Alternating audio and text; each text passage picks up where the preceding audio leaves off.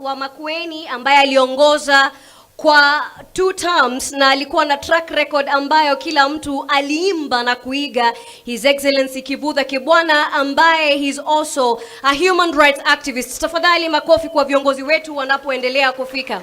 Vile vile nitambue kufika kwake kiongozi shupavu Morara Kebaso, ambaye ni kiongozi haswa wa vijana na viongozi kwa ujumla, akiwa na chama cha Inject. Tunapoendelea hivyo basi kumbuka chama ni PLP na tovuti ni www.plpkenya.com tuweze kujisajili.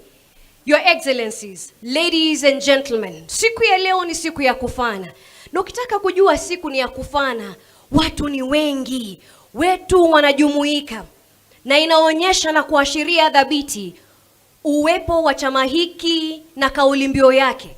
Kauli mbiu yake ni Unite and Liberate, kuunganisha na kukomboa. Tuna viongozi wa kutoka nyanja na sehemu tofauti.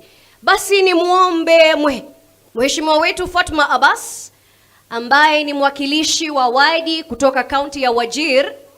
Mheshimiwa Fatma Abbas kukaribia hapa.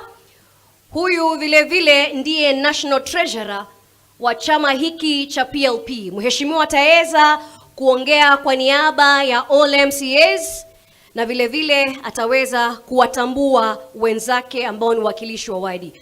Karibu sana mheshimiwa. Asante sana. Asante sana all protocol staff. I'm Fatma Abbas from Wajir County, sitting MCA representing other MCAs in the country under the banner of the PLP.